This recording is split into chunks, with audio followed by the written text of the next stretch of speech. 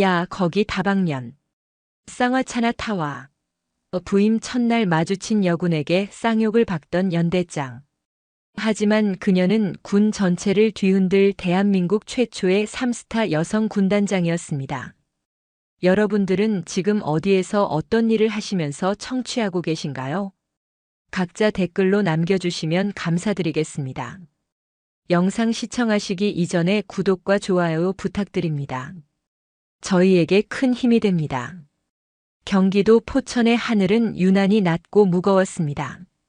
북녘의 산맥과 맞닿은 최전방 군단의 공기는 언제나 보이지 않는 긴장감으로 팽팽했지요. 이곳은 대한민국 육군 제5군단 통칭 승진부대. 그 이름은 전진과 승리의 염원을 담고 있었지만 그곳에 속한 군인들에게 승진은 때로 자신의 모든 것을 걸어야 하는 무거운 현실의 다른 이름이기도 했습니다. 군단의 심장부인 본청 건물은 주변의 푸르른 산세와는 어울리지 않게 엄격하고 단호한 직선으로 세워져 있었습니다.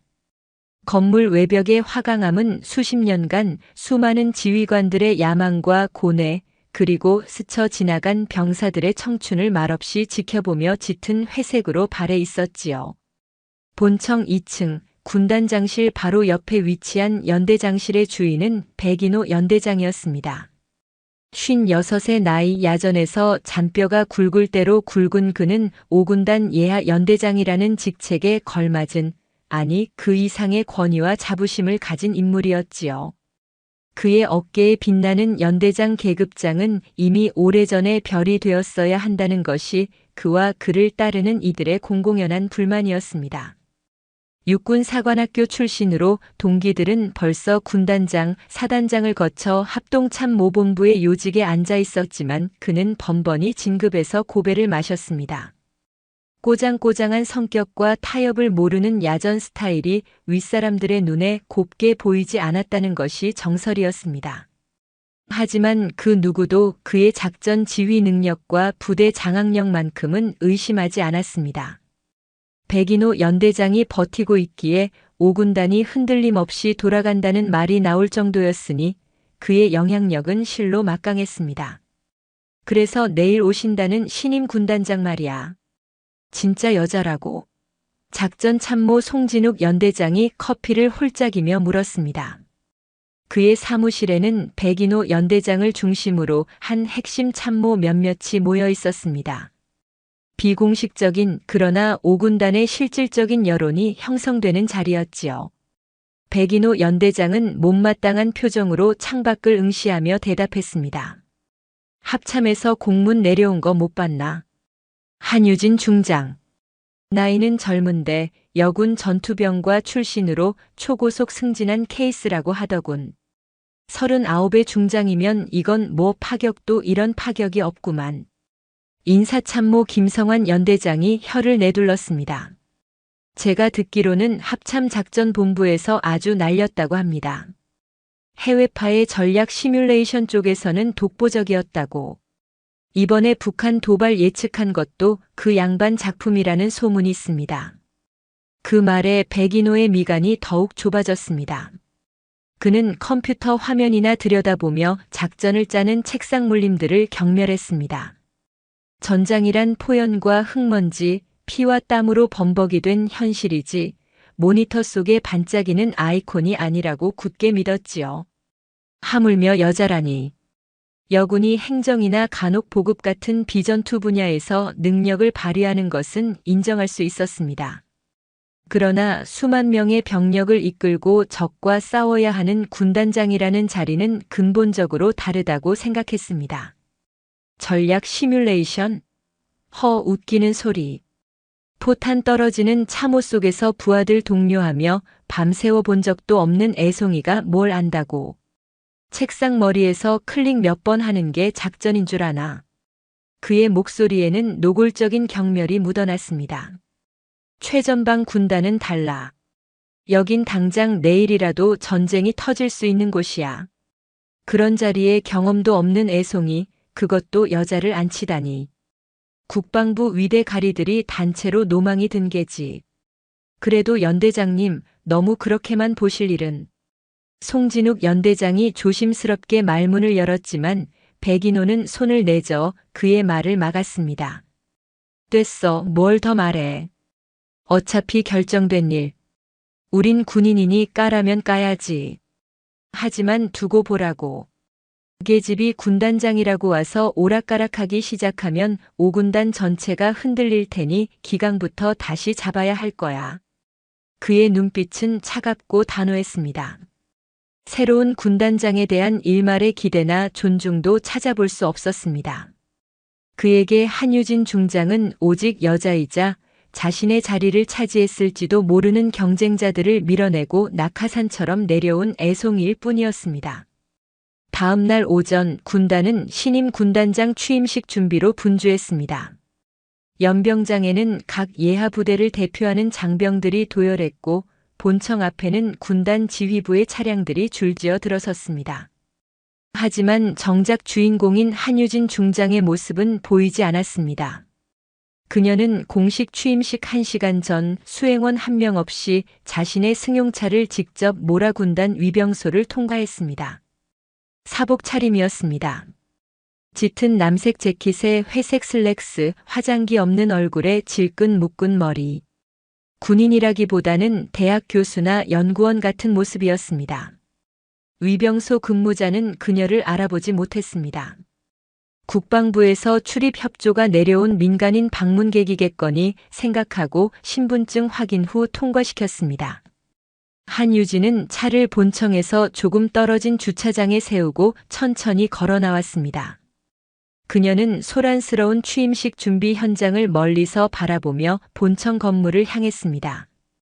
수십 년 만에 돌아온 야전 부대의 공기는 상쾌하면서도 서늘했습니다.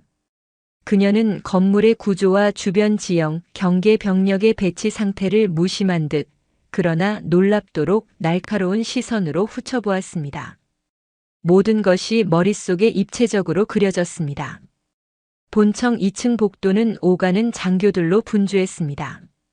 그녀는 군단장실 방향으로 향하다가 복도 한편에 놓인 간이 휴게실 의자에 조용히 앉았습니다. 마치 누군가를 기다리는 초급 장교처럼. 그녀의 존재를 눈여겨보는 사람은 아무도 없었습니다.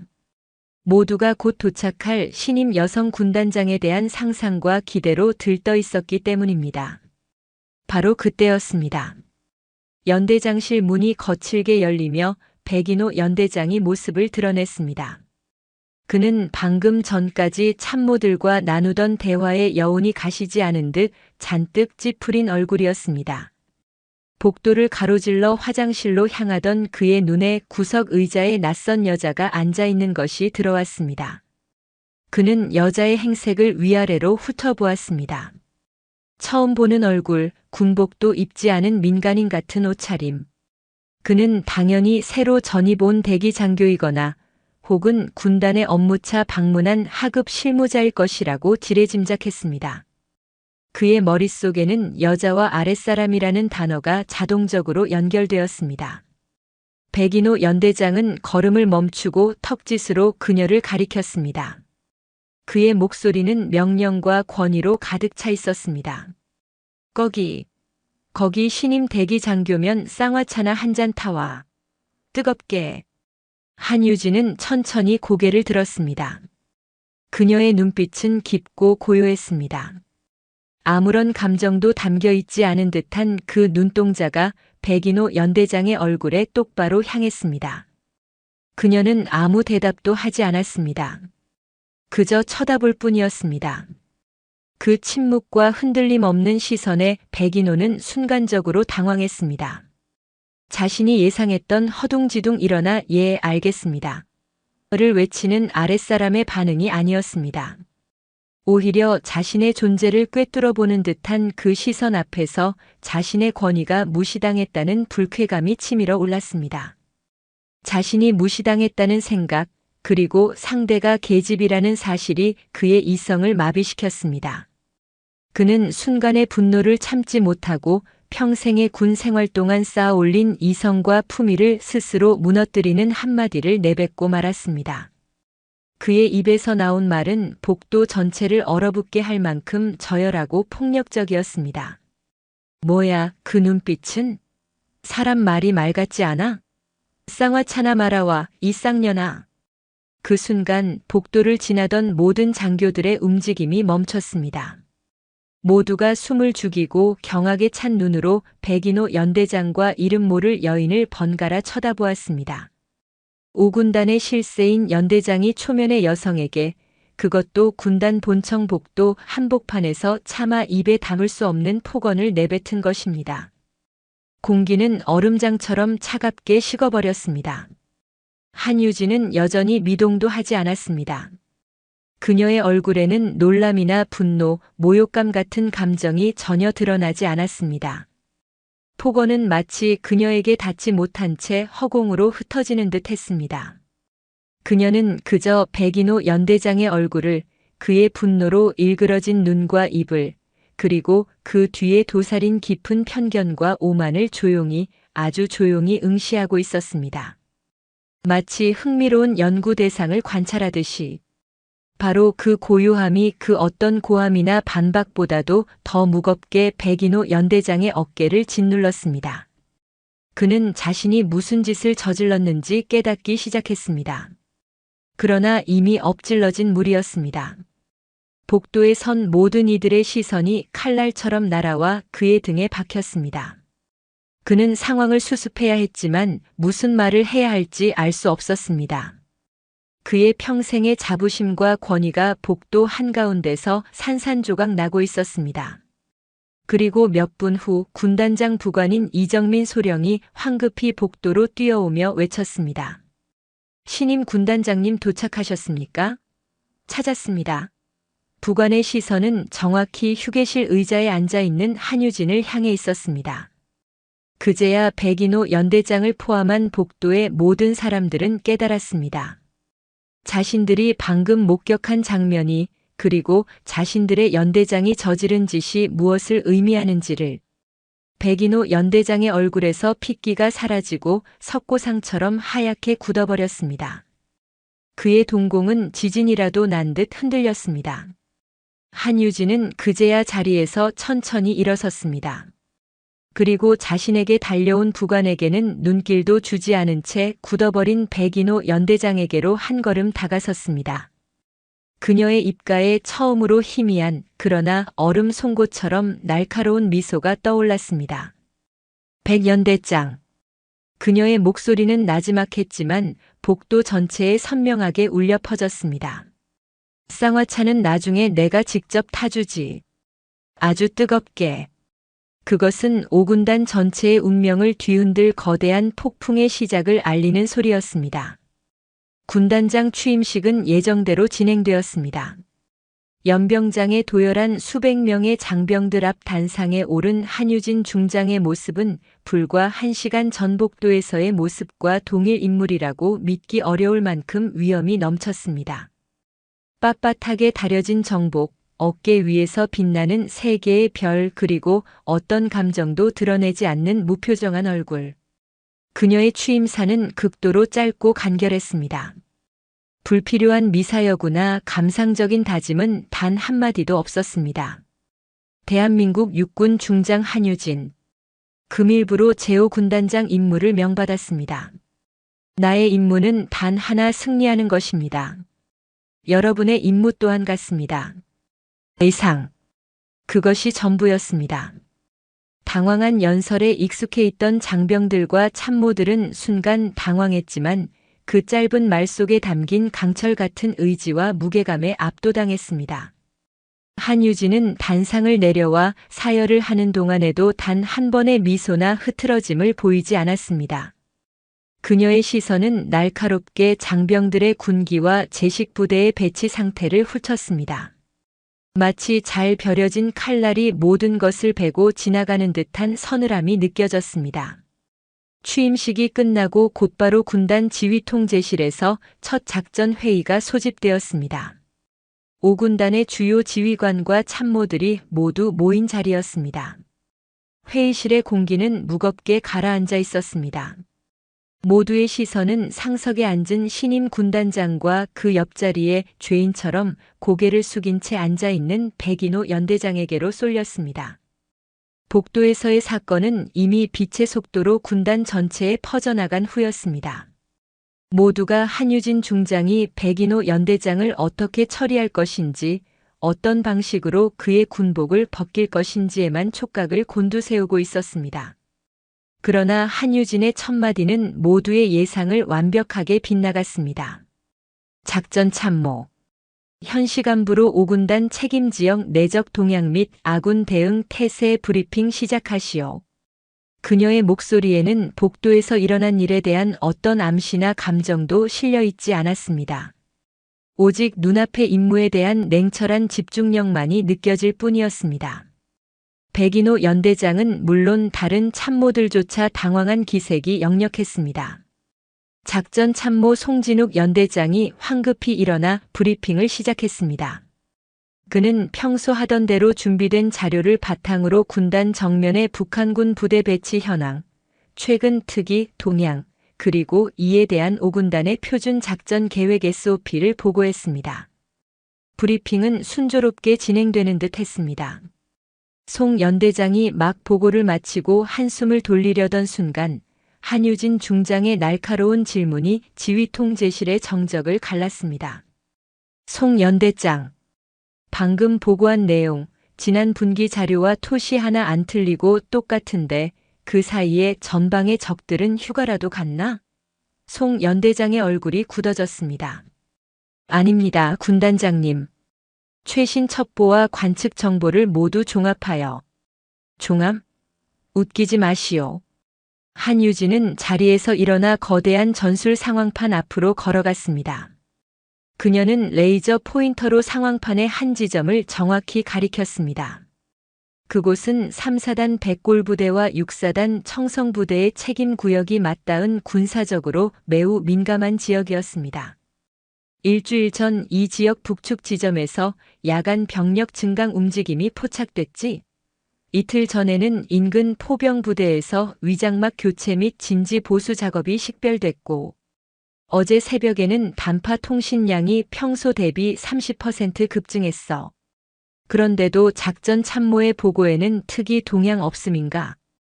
회의실 안의 모든 참모들이 경악했습니다. 군단장이 언급한 내용은 극소수의 정보 및 작전 라인 실무자들만 공유하던 최신 첩보였습니다. 이제 막 부임한, 그것도 합참에서 온 군단장이 어떻게 이토록 상세한 내용을 손바닥 보듯 꿰고 있는지 도저히 이해할 수 없었습니다. 한유진은 송 연대장을 보지도 않고 말을 이었습니다. 이 첩보들을 개별적으로 보면 의미 없는 움직임으로 치부할 수 있겠지. 하지만 이걸 연결하면 그림이 달라져. 병력 증강, 포병 진지 보수, 통신량 증가는 전형적인 국지 도발 혹은 화력 기습의 징후다. 특히 통신량 증가는 새로운 작전 계획 하다를 의미할 수도 있어. 그런데도 우리 군단의 대응은 뭔가?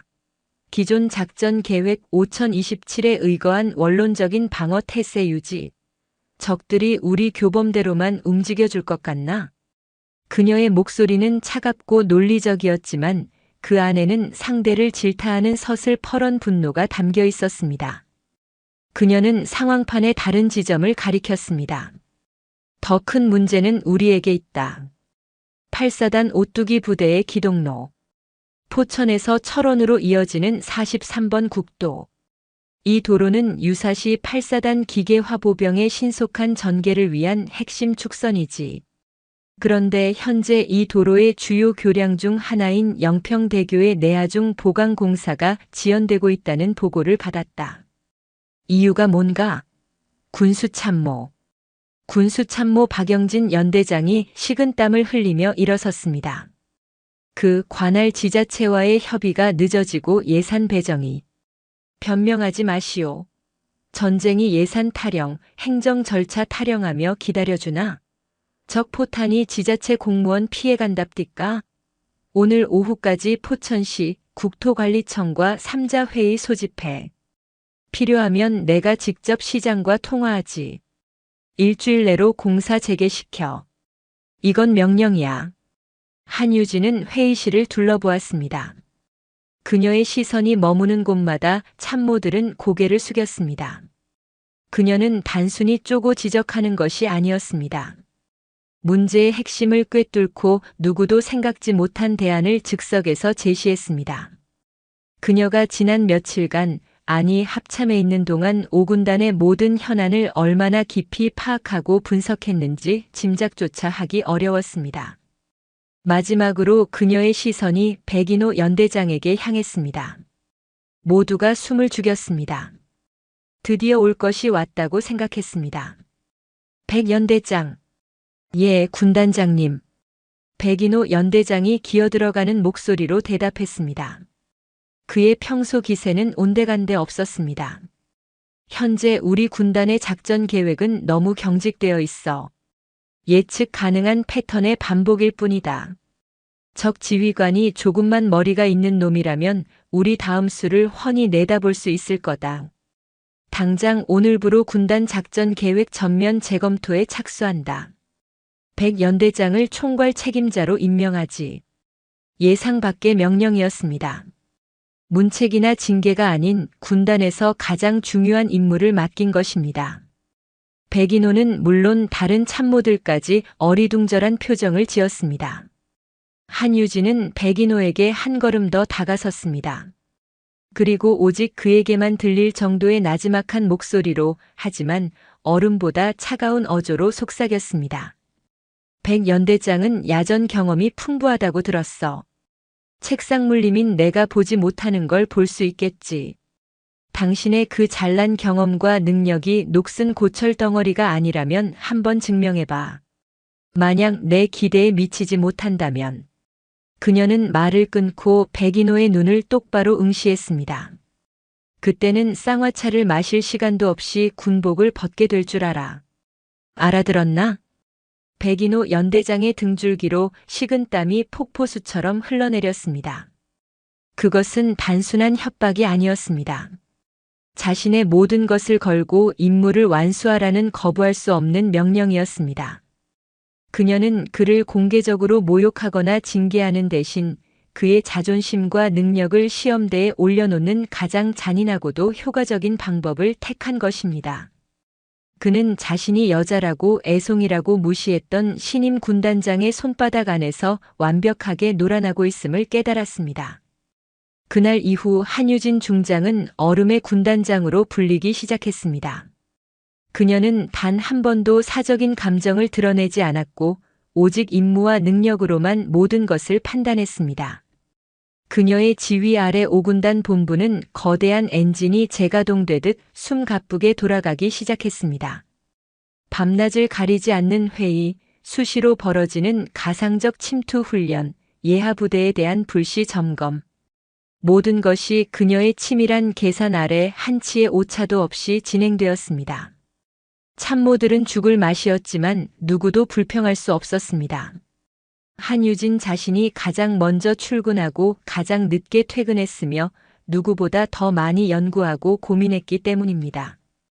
그녀는 참모들이 보고하는 서류의 오탈자 하나까지 귀신같이 집어냈고 작전지도 위에 등고선 하나가 갖는 전술적 의미까지 꿰뚫고 있었습니다.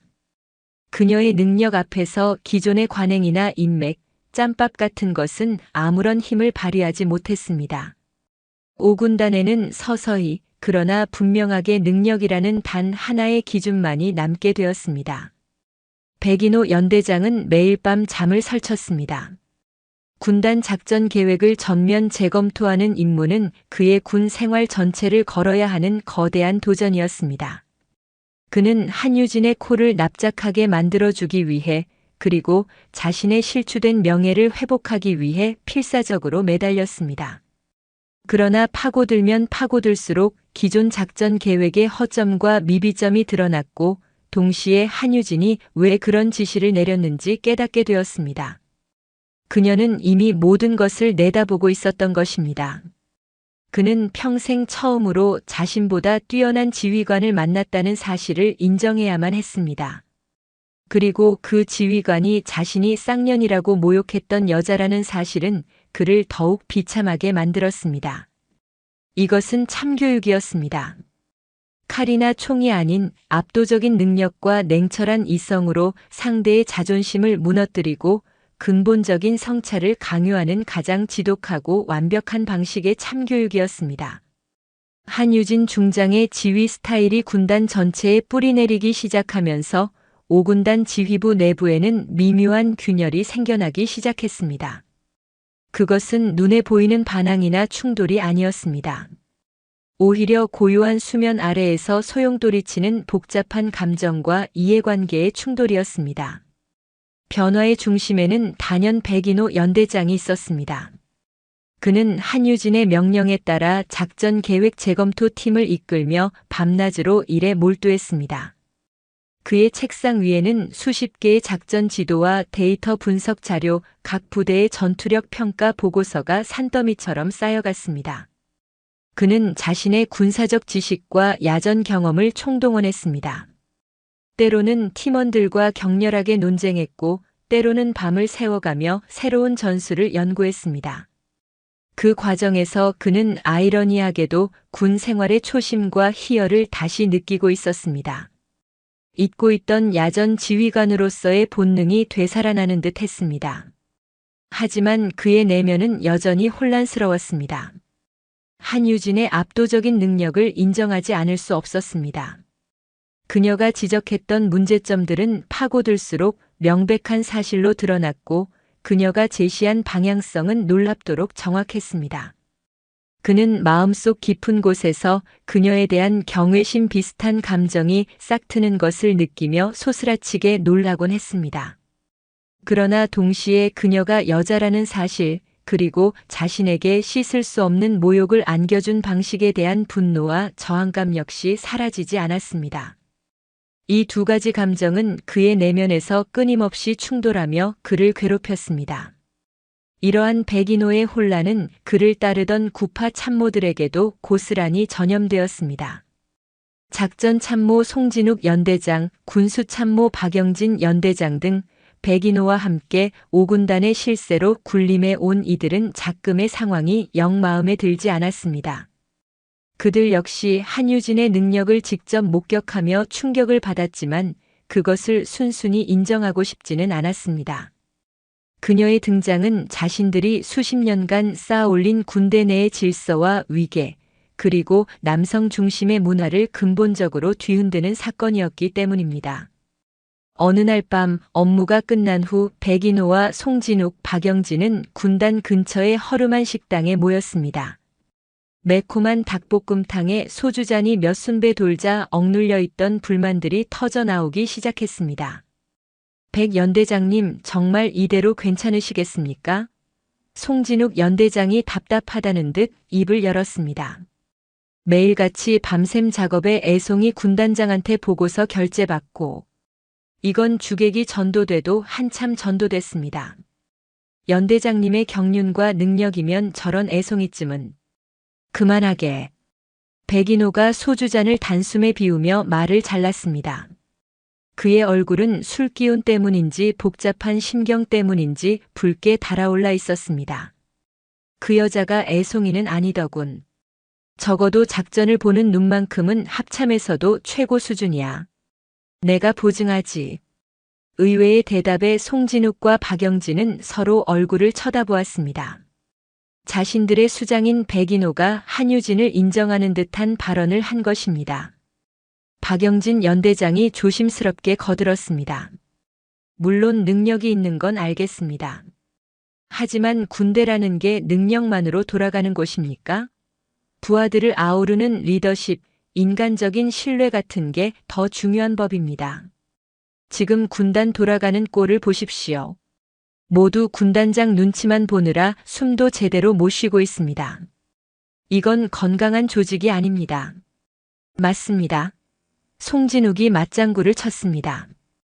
회의 때마다 사람을 아주 진이 빠지게 만들지 않습니까? 인정사정 없이 쪼아대기만 하고 따뜻한 격려나 칭찬 한마디가 없습니다. 이래서야 누가 목숨 걸고 따르겠습니까? 전쟁 나면 부하들 다 도망갈 겁니다.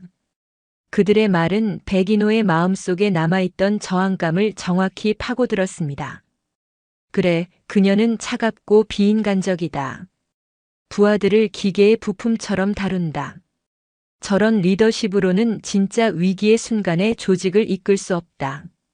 그는 스스로를 합리화할 명분을 찾은 듯 희미하게 고개를 끄덕였습니다. 기강 잡는다고 너무 군기를 잡는 경향이 있어.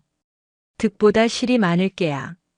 그의 동조에 고무된 송진욱이 목소리를 높였습니다. 그래서 말입니다. 우리라도 좀 바로 잡아야 하지 않겠습니까? 군단장 지시라고 무조건 따를 게 아니라 야전의 현실을 좀 알려줘야 합니다. 연대장님이 중심을 딱 잡아주셔야 합니다. 백인호는 대답 없이 술잔만 기울였습니다. 그의 머릿속은 더욱 복잡해졌습니다. 한유진에게 반기를 들고 싶은 마음과 그녀가 맡긴 작전 계획 재검토 임무를 완수하여 자신의 능력을 증명하고 싶은 마음이 또다시 충돌했습니다. 그는 결론을 내리지 못한 채 그날 밤 만취해서 숙소로 돌아갔습니다.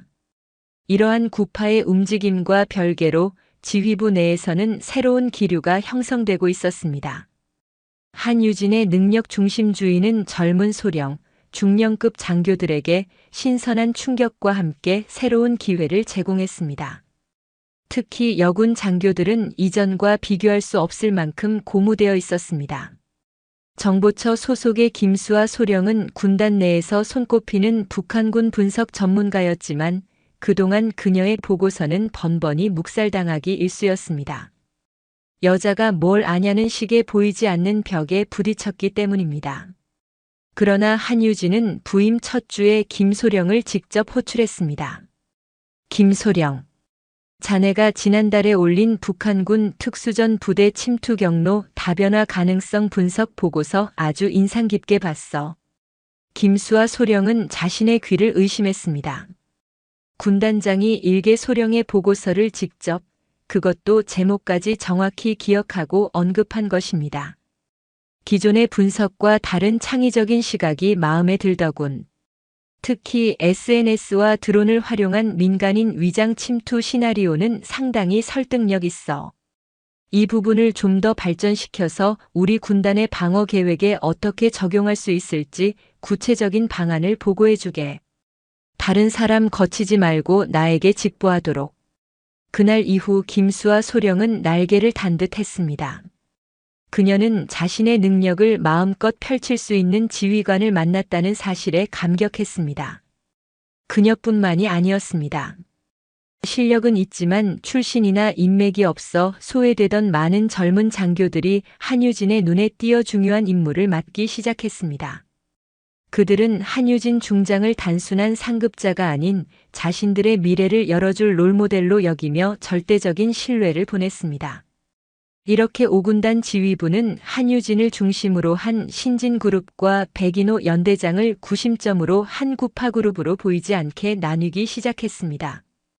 그 균열은 아직 표면으로 드러나지 않았지만 군단 전체의 공기를 바꾸고 있었습니다.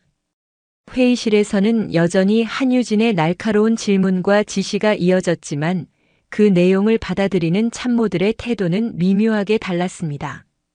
신진그룹은 적극적으로 의견을 개진하고 대안을 제시하려 노력한 반면 구파그룹은 마지못해 수긍하거나 침묵으로 소극적인 저항을 표시했습니다.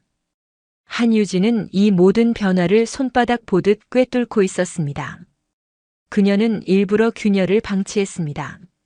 아니, 오히려 즐기고 있는 듯 보였습니다. 그녀는 이것이 낡고 경직된 조직이 새로운 질서로 재편되는 과정에서 겪는 당연한 성장통이라고 생각했습니다. 그녀는 구파의 불만을 힘으로 억누르지 않았습니다. 대신 그들이 반박할 수 없는 결과와 성과로 증명해 보일 생각이었습니다. 어느 날 오후 작전 계획 재검토 중간 보고가 열렸습니다.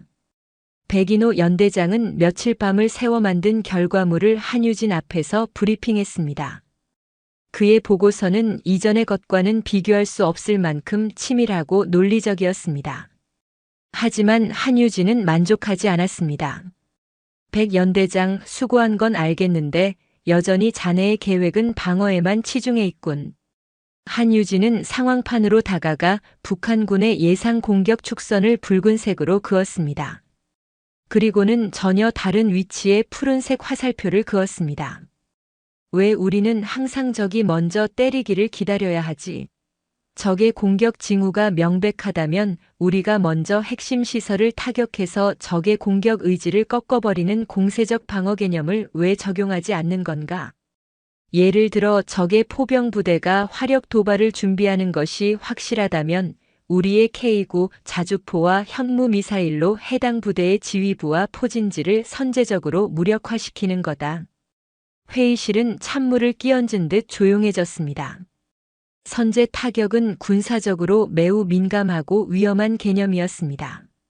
자칫 잘못하면 확전의 빌미를 줄 수 있기 때문입니다.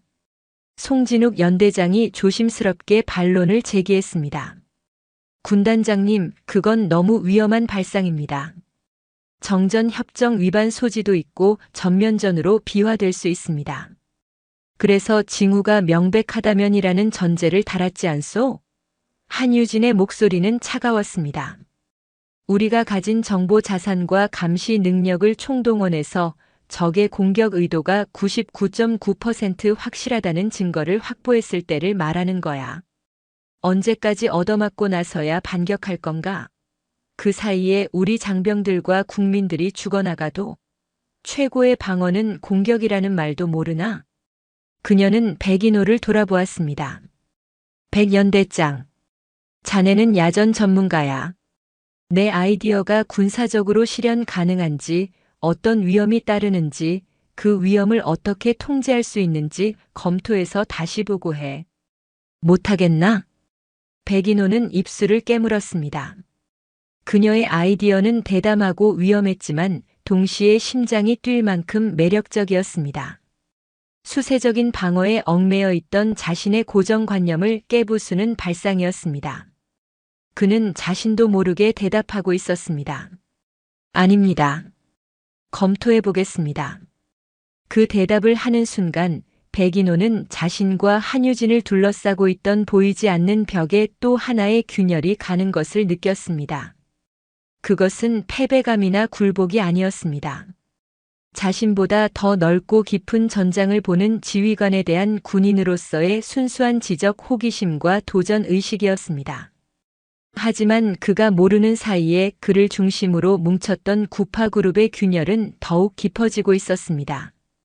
그들은 변해가는 백인호 연대장에게 서운함과 배신감을 느끼기 시작했고 한유진 중장에 대한 반감은 더욱 노골적인 형태로 변해가고 있었습니다.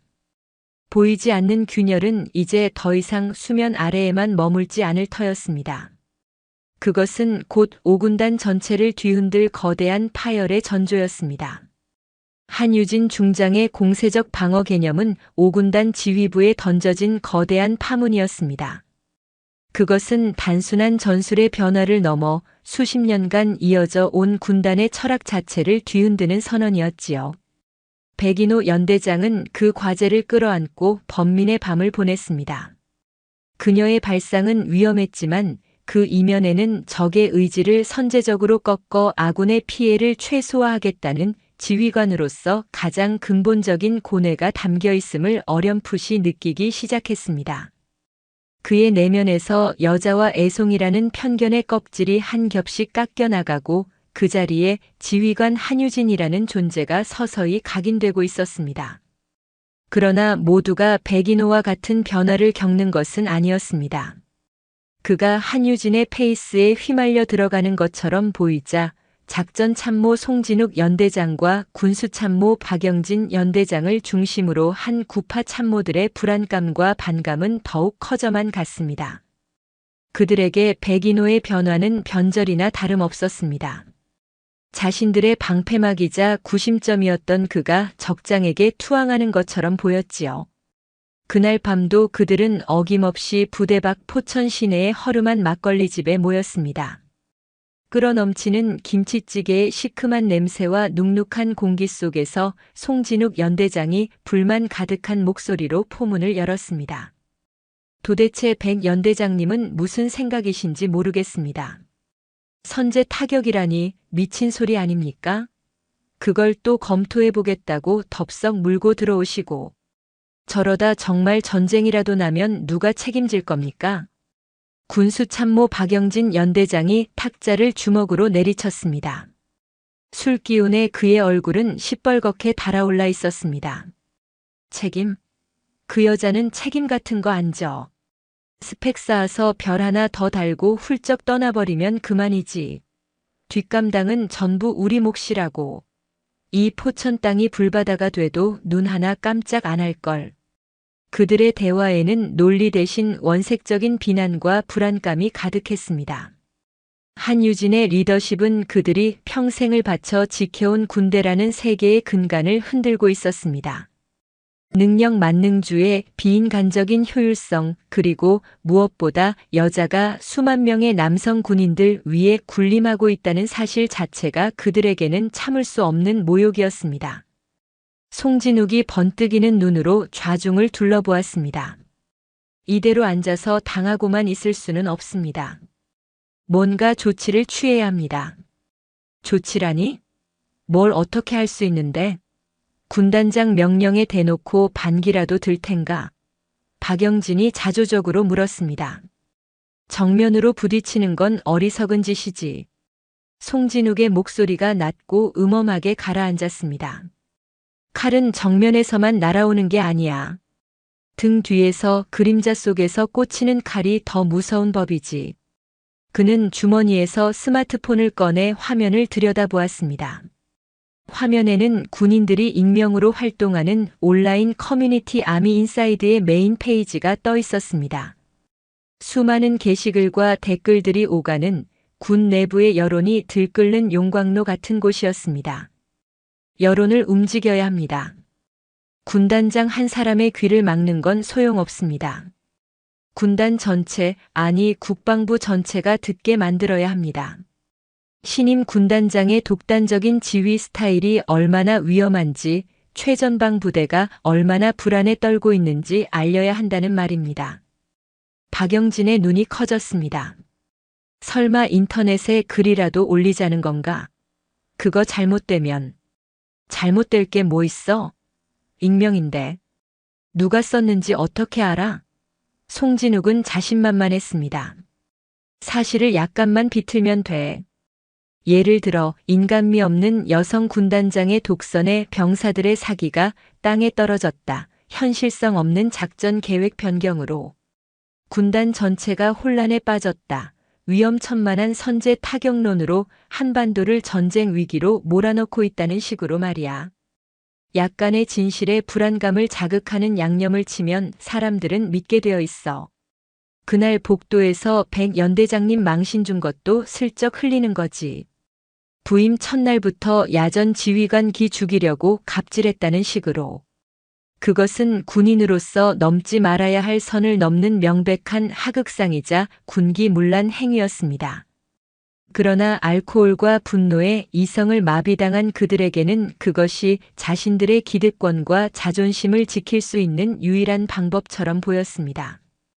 그들은 그 자리에서 구체적인 계획을 세웠습니다. 직접 글을 올리면 위험하니 평소 자신들을 따르던 군수처의 젊은 장교 최민준 대위를 시켜 부대 밖 PC방에서 글을 올리게 하자는 치밀함까지 보였습니다. 며칠 후 아미 인사이드 자유 게시판에 하나의 글이 올라왔습니다. 제목 5군단에 부임한 신임 여왕님께 고합니다. 저는 최전방 5군단에서 근무하는 일개 장교입니다. 얼마 전 저희 군단에 대한민국 최초의 여성 군단장님이 부임하셨습니다. 언론에서는 연일 철의 여인, 유리 천장 파괴자라며 칭송 일색이지만 저희가 직접 겪는 내부는 그야말로 살얼음판입니다. 군단장님은 부임 첫날부터 야전 경험 많은 베테랑 연대장님을 공개적으로 모욕하며 길을 꺾었고 이후 모든 회의에서 인격적인 모독에 가까운 질책을 일삼고 있습니다. 쌍화차나 타오라는 농담 한마디에 군복을 벗기겠다며 협박하는 모습은 여왕의 갑질 그 자체였습니다. 따뜻한 격려 한마디 없이 오직 자신의 지식을 과시하며 부하들을 쥐어짜는 모습에 많은 장병들이 무력감과 환멸을 느끼고 있습니다. 더 큰 문제는 합참에서 책상 물림으로 전략 시뮬레이션만 돌리던 경험으로 현실성 없는 작전 계획을 강요하고 있다는 점입니다. 특히 최근에는 선제 타격이라는 무시무시한 말까지 공공연히 언급하며 북한을 자극할 수 있는 위험천만한 도박을 밀어붙이고 있습니다. 자칫 잘못하면 우리 5군단 장병들이 총알바지가 되어 포천, 철원 일대가 불바다가 될 수 있다는 불안감에 다들 밤잠을 설치고 있습니다. 군단장님께 묻고 싶습니다. 이곳은 당신의 승진을 위한 스펙을 쌓는 실험장이 아닙니다. 수만 명의 부하들과 그 가족들의 목숨이 달린 최전방입니다. 부디 그 차가운 이성 뒤에 가려진 여왕의 왕관을 내려놓고 현장의 목소리에 귀 기울여 주십시오. 글은 인터넷이라는 건조한 들판에 던져진 불씨처럼 폭발적인 반응을 일으켰습니다. 익명성 뒤에 숨은 수많은 군인들이 댓글로 동조하거나 반박하며 갑론을박을 벌였습니다. 거봐, 내가 저럴 줄 알았다. 여자가 지휘관 하니까 부대 작살나는 거지. 글쓴이 용자네. 저런다고 바뀔까 싶지만 응원한다. 뭔 소리냐? 우리 부대는 군단장님 오고 군기 바짝 들어서 훨씬 좋아졌는데 능력 없는 고인물들이나 불만이겠지. 선제 타격은 좀 위험한 거 아닌가? 사실이면 문제 있는데. 글은 순식간에 여러 군사 관련 커뮤니티와 소셜 네트워크 서비스로 퍼져나갔습니다. 심지어 몇몇 인터넷 언론사에서 논란의 5군단 여성 군단장 리더십이라는 자극적인 제목으로 기사를 준비한다는 소문까지 돌았습니다. 그림자 속에서 던져진 칼날은 정확히 한유진의 심장을 겨누고 있었습니다. 정보처의 김수와 소령이 창백한 얼굴로 군단장실 문을 두드린 것은 바로 그때였습니다. 그녀는 떨리는 손으로 자신의 태블릿 PC를 한유진에게 내밀었습니다. 군단장님, 이것 좀 보셔야겠습니다. 한유진은 무표정한 얼굴로 논란의 글과 수백 개의 댓글을 천천히 읽어내려갔습니다. 그녀의 눈동자는 미동조차 없었습니다. 김수와 소령은 분노를 참지 못하고 말했습니다. 이건 명백한 음해입니다. 군단장님의 지휘 방침을 의도적으로 왜곡하고 군의 사기를 저해하려는 불순한 선동입니다. 당장. 김소령. 한유진이 조용히 그녀의 말을 끊었습니다. 흥분하지 마. 전쟁터에서는 적의 총알보다 무서운 게 아군의 분열이야. 이런 종류의 공격은 예상했어. 그녀는 자리에서 일어나 창밖의 훈련장을 내려다보았습니다. 그녀의 목소리는 여전히 차가웠지만 그 안에는 분노보다 더 깊은 무언가가 담겨 있었습니다. 글의 내용을 분석해봐. 베테랑 연대장 모욕, 선제 타격론. 이건 지휘부 회의에 참석한 극소수의 인원만이 알 수 있는 내용이야. 외부인은 절대 쓸 수 없는 글이지. 그녀는 다시 김수와 소령을 돌아보았습니다. 내부의 적이 가장 위험한 법이다. 그리고 이런 비겁한 방식으로 공격해 온다는 건 정면으로는 나를 이길 자신이 없다는 뜻이기도 하지. 한유진은 인터폰을 들어 헌병대장을 호출했습니다. 잠시 후 긴장한 표정의 헌병대장이 군단장실에 들어와 부동자세로 격리했습니다. 헌병대장, 자네에게 임무를 주지. 한유진의 눈빛이 칼날처럼 날카로워졌습니다. 지금 인터넷에 떠도는 이 글, 누가 어떤 의도로 작성하고 유포했는지 뿌리까지 찾아내. 동원할 수 있는 모든 사이버 수사 인력과 장비를 투입해. 외부 언론에 알려지기 전에 내 등 뒤에 칼을 꽂은 놈이 누군지 알아내야겠다. 그녀는 다시 창밖으로 시선을 돌렸습니다. 해질녘 노을이 연병장을 붉게 물들이고 있었습니다. 그리고 곧 군단 전체 야외 기동 훈련 FTX를 실시한다. 내가 구상하는 공세적 방어가 그저 책상머리에서 나온 망상인지 아니면 승리를 위한 가장 날카로운 창인지 직접 증명해 보일 테니. 모두가 지켜보는 앞에서 말이야. 그녀의 선언은 5군단에 휘몰아칠 또 다른 폭풍을 예고하고 있었습니다. 그림자 속 칼날에 그녀는 정면 돌파를 선언한 것입니다. 그것도 가장 혹독하고 거대한 무대 위에서. 5군단 야외 기동 훈련 명령이 하달되자 포천과 철원 일대의 모든 부대가 거대한 기계처럼 움직이기 시작했습니다. 이번 훈련은 단순한 연례 훈련이 아니었습니다. 그것은 신임 군단장 한유진의 지휘 철학과 군단의 미래가 걸린 거대한 시험대이자 음의 세력에 대한 그녀의 대답이었습니다. 훈련의 핵심은 공세적 방어 작전 계획의 실효성 검증. 군단 예하의 최정예 부대인 8사단 오뚜기 부대가 한유진의 새로운 작전 계획을 수행하는 청군을, 전통의 강자인 6사단 청성부대가 가상의 적군인 황군 역할을 맡았습니다. 그리고 황군의 지휘관으로는 작전참모 송진욱 연대장이 임명되었습니다. 이것은 한유진의 의도적인 포석이었습니다. 그녀는 자신의 작전 개념에 가장 큰 불만을 품고 있는 자에게 직접 그것을 깨뜨려 볼 기회를 준 것입니다. 송진욱 연대장은 이를 자신에 대한 모욕이자 동시에 절호의 기회로 받아들였습니다. 그는 한유진의 현실 감각 없는 작전 계획을 철저히 유린함으로써 그녀의 코를 납작하게 만들고 자신의 명예를 회복하겠다고 다짐했습니다. 청군의 지휘관으로는 백인호 연대장이 임명되었습니다. 한유진은 그에게 자신의 창을 직접 쥐어준 셈이었지요. 훈련이 시작되자 송진욱 연대장은 노련한 야전 지휘관답게 황군을 이끌고 6사단 책임 구역인 철원 평야를 종횡무진 휘저었습니다.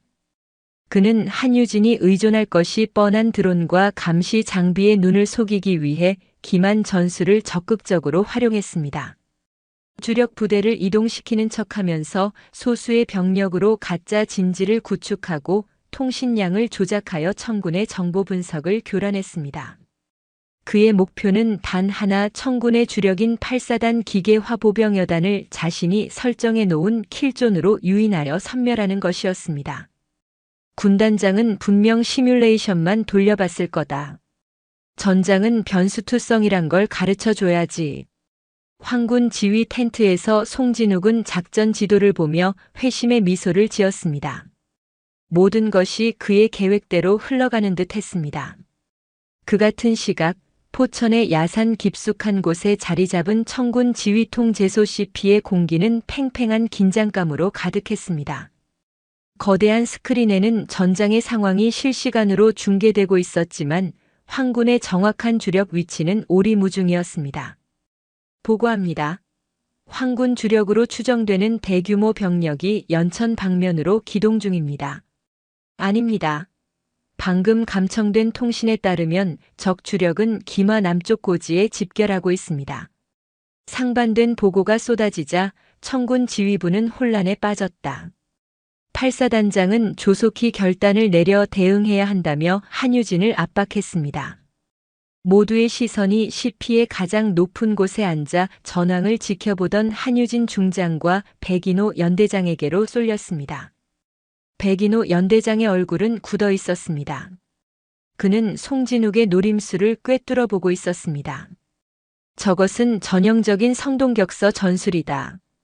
하지만 어디가 진짜 공격이고 어디가 기만인지 판단할 근거가 부족하다. 섣불리 주력을 움직였다가는 되돌릴 수 없는 함정에 빠질 수 있었습니다. 그의 등에서는 식은땀이 흘렀다. 자신이 검토하고 보완했던 공세적 방어 계획이 첫 시험대에서부터 좌초될 위기였습니다. 그때 침묵을 지키던 한유진이 나지막이 입을 열었습니다. 송진욱 연대장, 낡은 교과서를 너무 열심히 읽었군. 그녀는 자리에서 일어나 스크린 앞으로 걸어갔습니다. 그녀의 눈은 전장의 병력 움직임이 아닌 스크린 구석에 표시된 작은 데이터들을 향해 있었습니다. 정보처 황군 지역의 기상 정보와 전파 환경 데이터를 스크린에 띄워 김수아 소령, 자네 팀이 분석한 황군의 소셜 네트워크 서비스 버즈량과 민간 통신망 사용 패턴 다시 보고해. 갑작스러운 지시에 참모들은 어리둥절했지만 즉시 명령을 수행했다.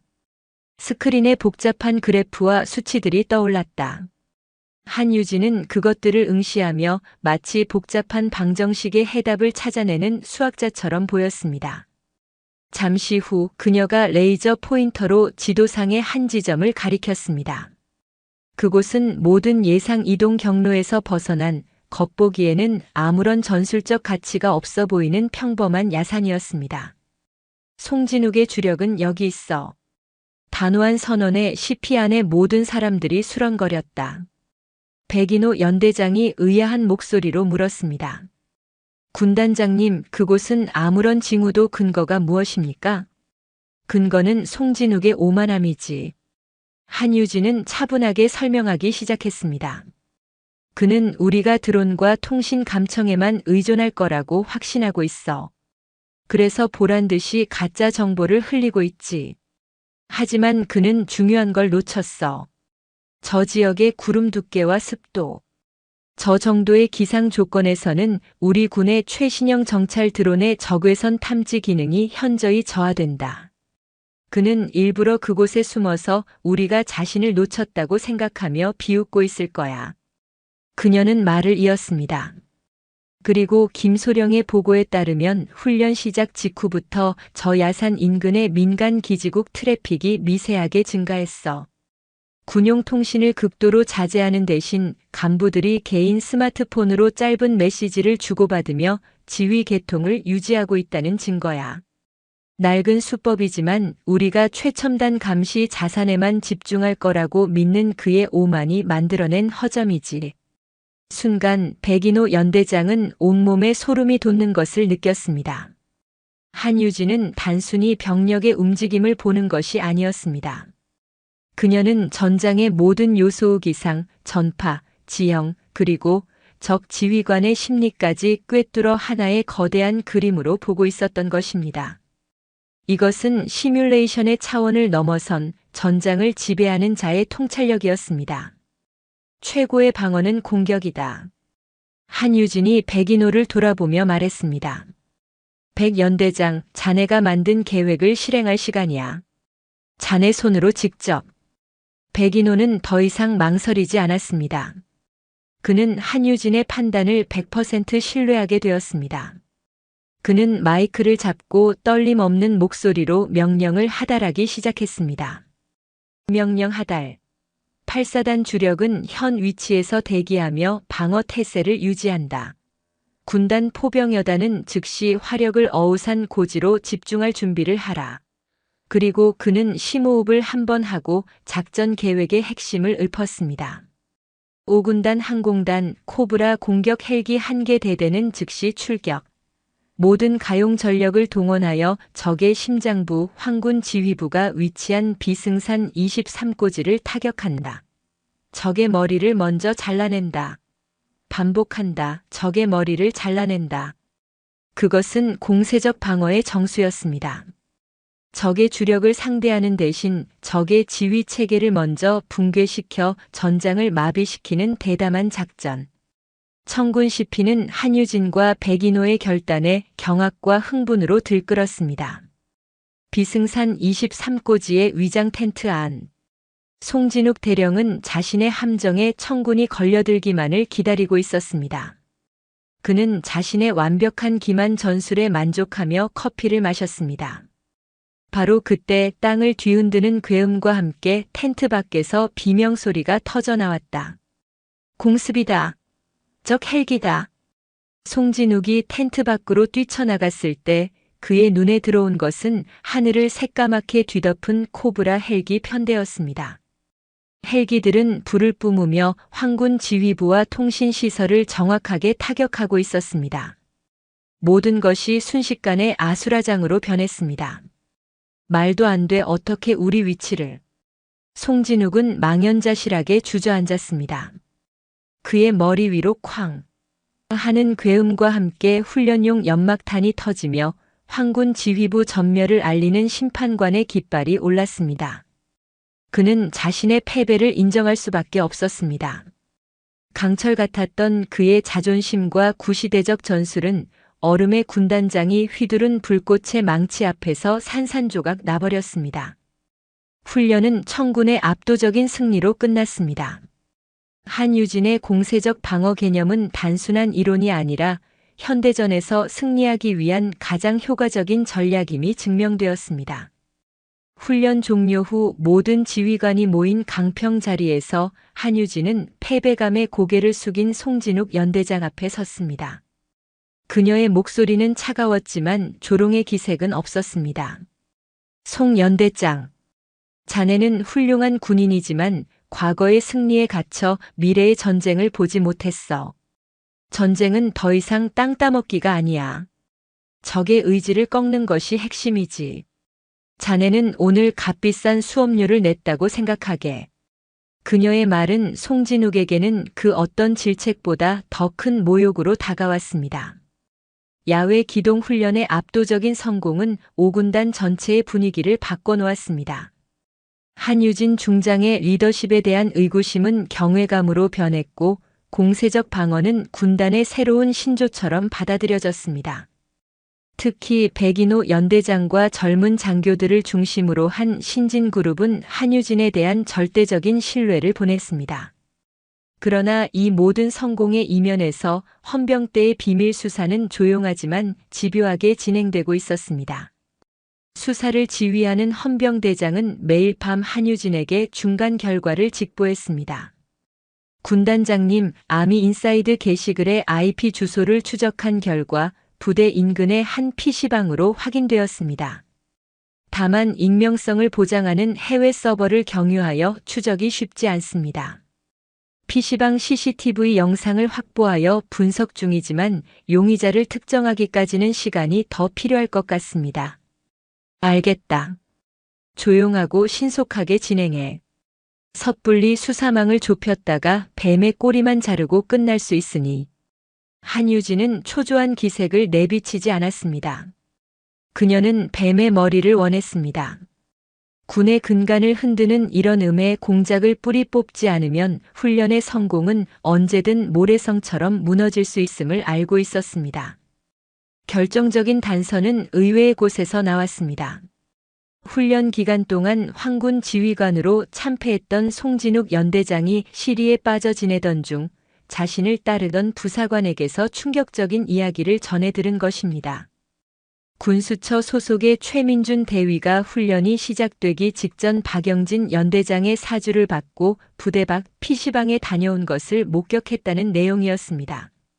처음에는 대수롭지 않게 여겼지만 인터넷에 올라온 글의 내용과 시기가 미묘하게 맞아떨어지는 것이 마음에 걸렸다는 것입니다.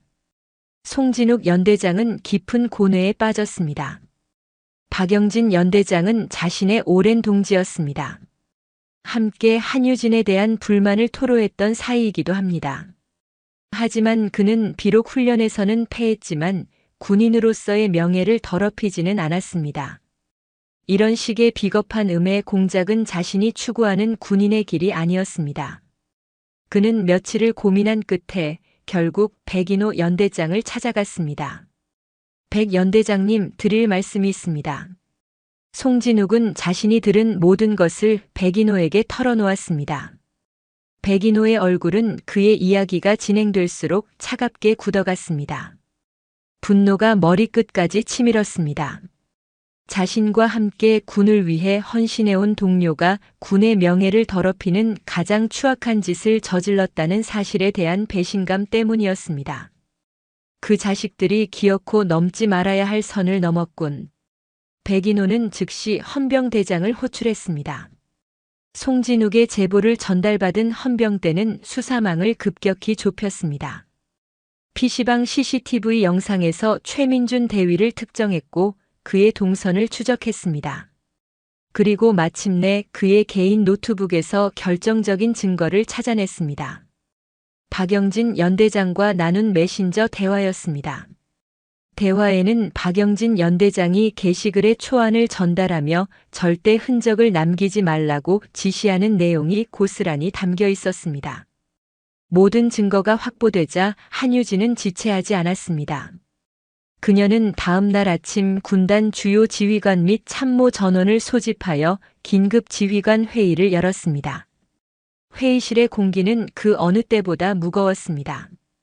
모두들 훈련 강평과 관련된 회의일 것이라고 짐작했지만 회의실 한쪽에 헌병대장과 수사관들이 배석한 것을 보고 무언가 심상치 않은 일이 벌어졌음을 직감했습니다.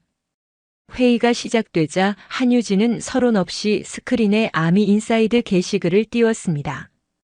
이 글을 모르는 사람은 없을 거다. 지난 몇 주간 5군단의 명예를 더럽히고 지휘 체계를 흔들었던 글이지. 그녀는 회의실을 천천히 둘러보았습니다. 그녀의 시선이 마주치는 장교들은 모두 고개를 숙였습니다. 나는 이 글이 단순한 불만 표출이 아니라 명백한 목적을 가진 음의 공작이라고 판단했다. 그래서 헌병대의 수사를 지시했지. 헌병대장, 수사 결과를 보고하라. 헌병대장이 일어나 담담한 목소리로 수사 결과를 보고하기 시작했습니다. IP 추적 과정부터 결정적인 증거인 메신저 대화 내용까지 모든 것이 공개될 때마다 회의실의 공기는 더욱 차갑게 얼어붙었습니다. 마침내 헌병대장이 글을 게시한 최민준 대위와 그 배후에서 모든 것을 지시한 인물로 박영진 연대장을 지목하자 모든 시선이 그에게로 쏠렸습니다.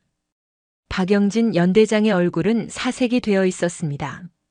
그는 떨리는 목소리로 변명하려 했습니다. 오해입니다. 군단장님, 저건 조작된 겁니다. 제가 한 게 아닙니다. 조작? 한유진이 차갑게 되물었습니다.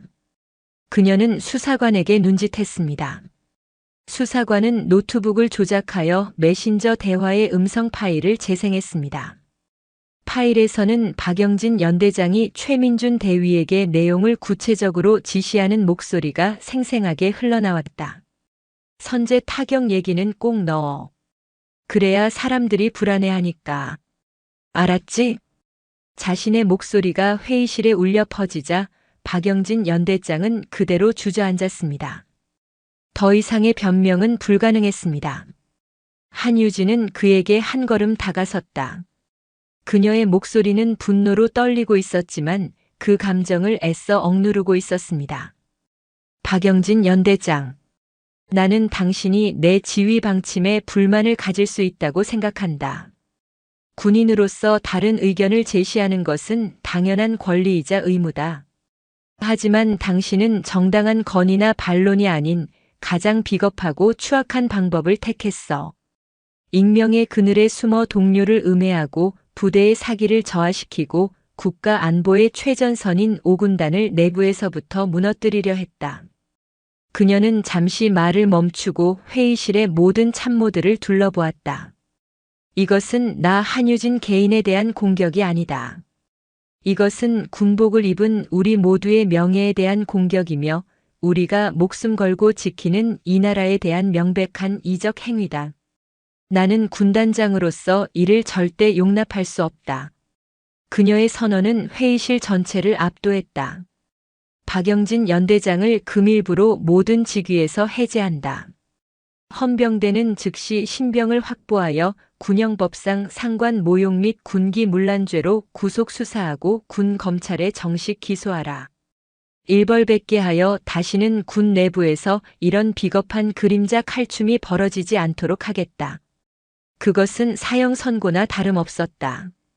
박영진 연대장은 헌병들에게 양팔을 붙들려 질질 끌려나가면서도 마지막 발악처럼 송진욱 연대장을 향해 소리쳤다. 너도 마찬가지야. 송진욱, 너도 같이 불평했잖아. 왜 너만 깨끗한 척해? 모두의 시선이 송진욱에게 향했다. 송진욱은 자리에서 일어나 한유진 앞에 섰다. 그리고 허리를 깊이 숙였다. 죄송합니다, 군단장님. 저 역시 군단장님의 지휘 방침에 불만을 품고 사적인 자리에서 부적절한 언행을 한 것이 사실입니다. 훈련에서 군단장님을 이겨보려는 오만한 생각도 했습니다. 그 어떤 처벌도 달게 받겠습니다. 그는 잠시 말을 멈추고 다시 고개를 들었다. 하지만 저는 군인의 명예를 버리지는 않았습니다. 비겁하게 등 뒤에서 칼을 꽂는 짓은 하지 않았습니다. 저는 전장에서 훈련장에서 정정당당하게 싸워 패배했습니다. 그뿐입니다. 그의 진솔한 고백에 회의실은 숙연해졌다. 한유진은 한동안 그를 말없이 바라보았다. 그리고는 나지막이 말했다. 송 연대장. 군인은 전장에서 이길 수도 질 수도 있다. 중요한 것은 어떻게 싸우느냐다. 자네는 군인답게 싸웠고 군인답게 패배를 인정했어. 자리로 돌아가. 자네에게는 이번 훈련의 패배를 서력할 기회를 주겠다. 자네의 그 오만함이 오군단을 위해 쓰이길 바란다. 한유진의 결정은 모두를 놀라게 했다. 그녀는 죄를 지은 자는 가차없이 베어냈지만 과오를 인정하고 명예를 지키려 한 자에게는 다시 기회를 주었다. 살을 가르는 그녀의 냉철한 판단력과 벌과 용서를 아우르는 리더십의 참모들은 전율했다. 회의가 끝나고 모두가 흩어진 회의실에 한유진과 백인호만이 남았다. 백인호는 복잡한 표정으로 한유진에게 다가왔다. 군단장님, 백연대장. 한유진이 먼저 입을 열었다. 자네가 복도에서 나에게 했던 말 기억하나? 백인호의 얼굴이 굳어졌다. 쌍화차 말아오라는 말인가? 한유진의 입가에 옅은 미소가 떠올랐다. 그때는 분노보다 호기심이 먼저 들었어. 도대체 어떤 자신감이 저런 말을 하게 만들까 하고. 그리고 오늘 나는 그 답을 조금은 알 것 같군. 당신들은 군인이라는 명예와 자부심으로 똘똘 뭉쳐 있었던 거야. 다만 그 자부심이 시대의 변화를 읽지 못하는 오만함이 될 때 박영진 연대장처럼 괴물이 되어버리는 거지. 그녀는 창가로 다가가 밖을 내다보았다. 나는 당신들의 그 낡은 자부심을 부수고 새로운 자부심을 심어주고 싶었어. 능력과 실력으로 승리하는 자부심. 그 어떤 적 앞에서도 당당할 수 있는 강하고 명예로운 군인의 자부심을 말이야. 백인호는 아무 말도 할 수 없었다.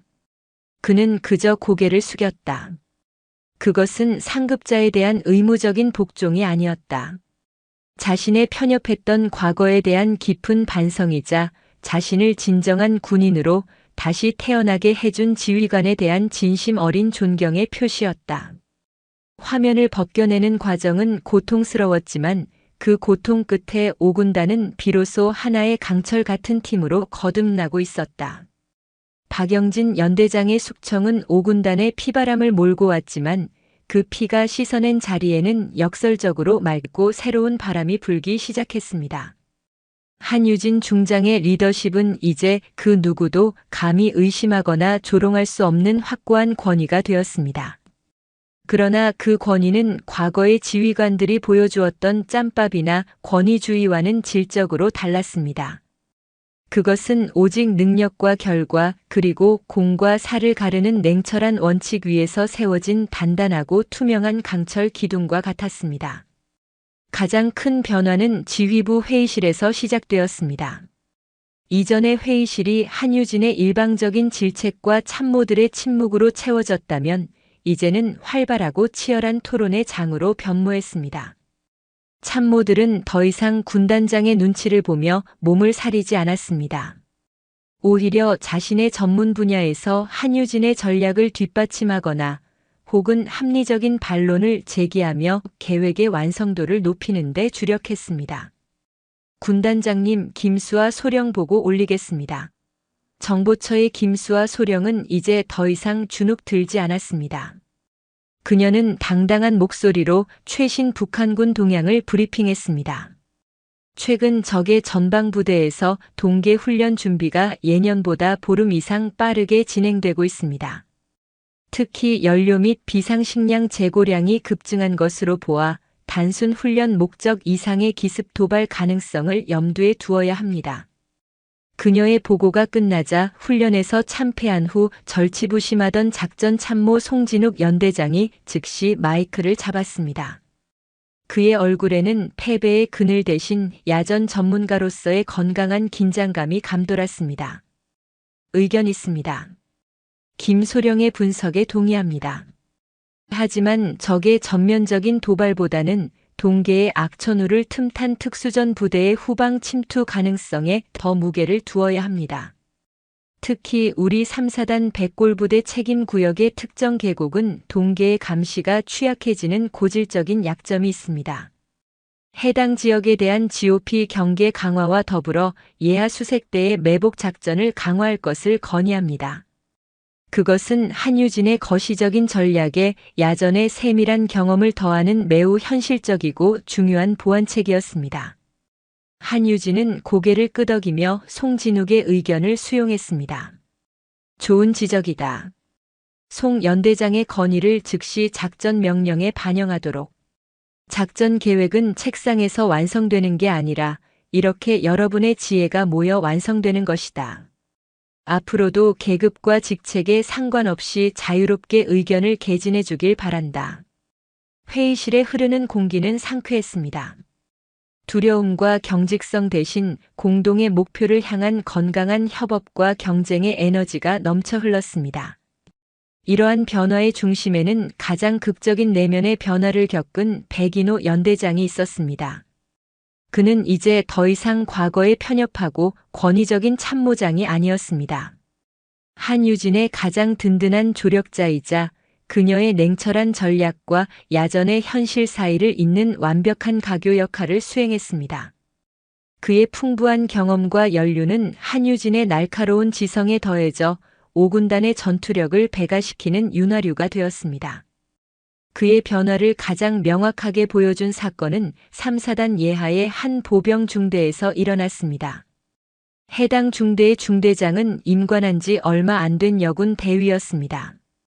그녀는 의욕적으로 부대를 지휘하려 했지만 수십 년 군 생활을 한 베테랑 행정보급관과 중사들의 텃세와 은근한 무시에 부딪혀 리더십 발휘에 큰 어려움을 겪고 있었습니다. 과거의 백인호였다면 계집이 어딜 감이라며 혀를 차거나 능력 없으면 도태되는 게 당연하다며 외면했을 것입니다. 그러나 현재의 그는 달랐습니다. 그는 직접 해당 부대를 방문했습니다.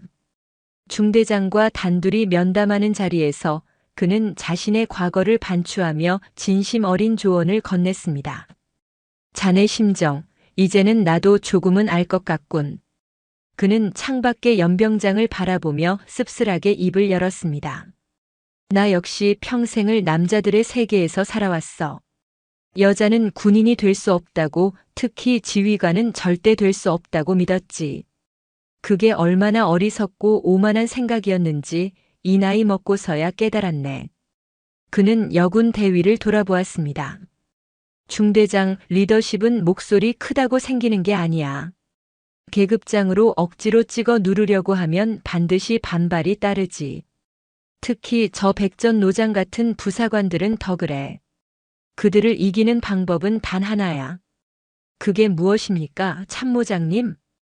실력으로 압도하는 것. 그들보다 더 많이 알고 더 정확하게 판단하고 더 먼저 움직이는 모습을 보여주는 거야. 체력 단련, 개인 사격, 전술 훈련 그 어떤 분야에서도 그들보다 뒤처지지 않는다는 걸 증명해 보여. 여자라서가 아니라 지휘관이라서 저렇게 독하고 똑똑하다는 걸 몸으로 보여주란 말이야. 그의 조언은 한유진이 자신에게 했던 방식과 정확히 일치했습니다.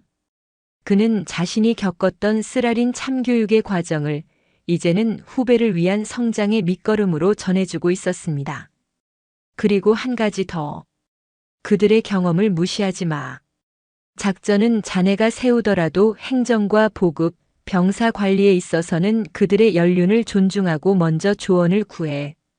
그들을 적으로 만들지 말고 자네의 든든한 오른팔 왼팔로 만들어. 그게 진짜 지휘관이야. 백인호의 방문 이후 해당 중대는 놀랍게 변하기 시작했습니다. 중대장은 그의 조언대로 독하게 자신을 단련했고 동시에 베테랑 부사관들의 의견을 경청하며 그들을 존중했습니다.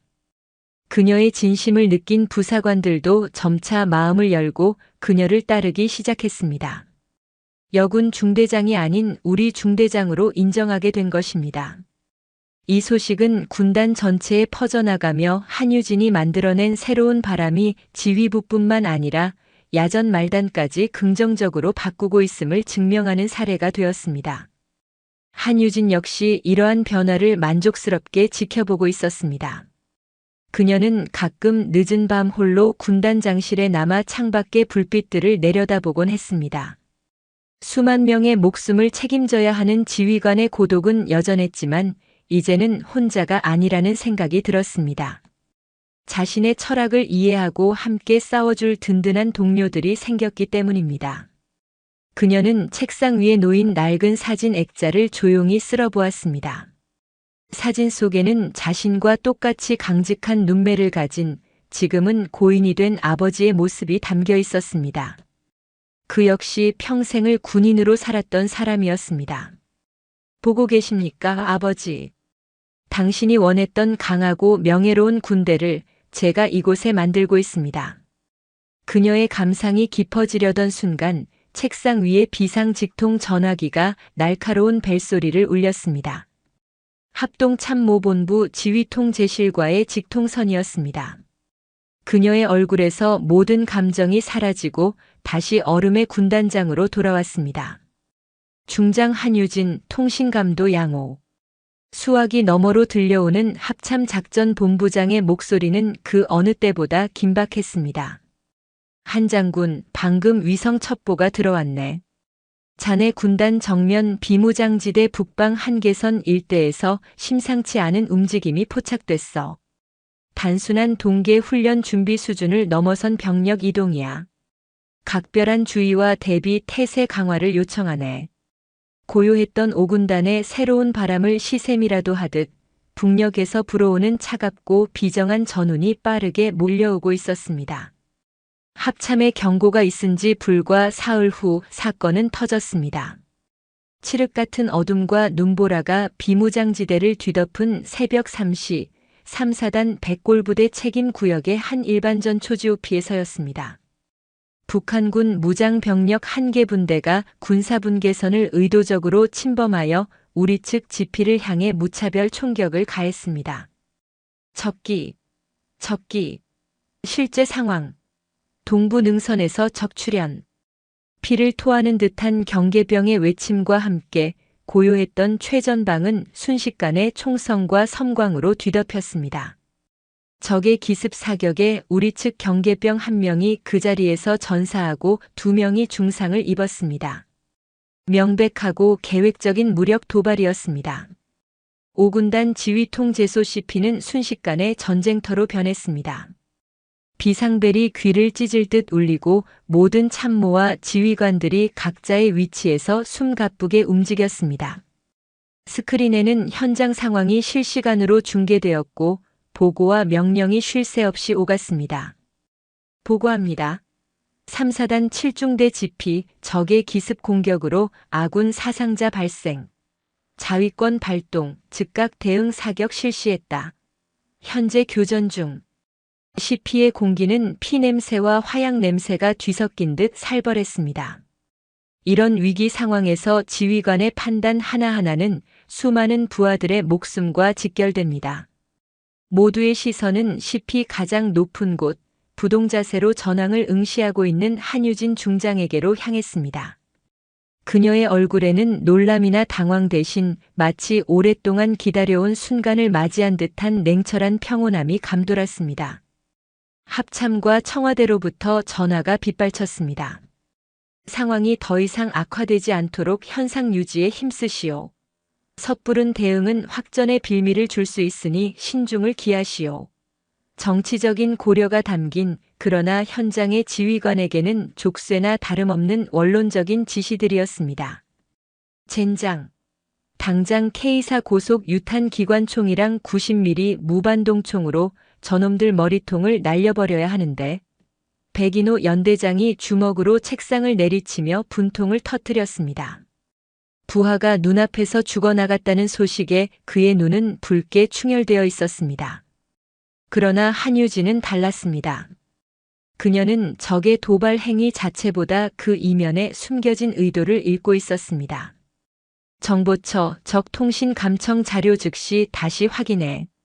이번 도발과 연계된 상급 부대의 특이 동향은 없나? 김수와 소령, 우리 군의 대응을 실시간으로 감시하고 있을 적의 관측 장비와 무인 항공기 예상 운용 지점을 분석해 그녀는 눈앞에 불을 끄는데 급급하지 않았습니다. 더 큰 그림, 즉 적의 함정을 경계하고 있었습니다. 그녀의 머릿속에서는 수만 가지 경우의 수가 시뮬레이션 되고 있었습니다. 이것은 단순한 우발적 충돌이 아니다. 자신과 5군단의 대응 능력을 시험하기 위한 치밀하게 계획된 탐색전이다. 적은 우리가 교과서적인 비례성의 원칙에 따라 교전 지역에만 화력을 집중할 것이라고 예상하고 그 순간을 노려 더 큰 타격을 가할 준비를 하고 있을 터였습니다. 바로 그때 백인호 연대장이 그녀에게 다가와 작전 지도의 한 지점을 가리켰습니다. 그의 야전 지휘관으로서의 직감이 번뜩이는 순간이었습니다. 군단장님 이상합니다. 놈들의 도발 지점은 전술적으로 아무 의미가 없는 곳입니다. 오히려 자신들이 고립되기 쉬운 곳입니다. 이건 미끼입니다. 그는 교전 지역 후방의 한 야산을 가리켰습니다. 제 경험상 저 고지 뒤편의 계곡은 포병 진지를 숨기기에 최적의 장소입니다. 놈들은 우리가 교전에 정신이 팔린 틈을 타 저곳에 숨겨둔 122mm 방사포로 우리 지피와 지원 병력을 쓸어버릴 속셈일 겁니다. 전형적인 덫입니다. 한유진의 눈이 빛났습니다. 백인호의 직감과 자신의 전략적 분석이 정확히 일치했습니다. 합참에서 내려온 소극적 대응 명령과 눈앞에서 벌어지는 적의 함정 사이에서 그녀는 결단을 내려야 했습니다. 망설임은 패배와 더 많은 희생을 의미할 뿐이었습니다. 최고의 방어는 공격이다. 그녀는 마이크를 잡았습니다. 그녀의 목소리는 시피의 모든 소음을 잠재울 만큼 단호하고 명료했습니다.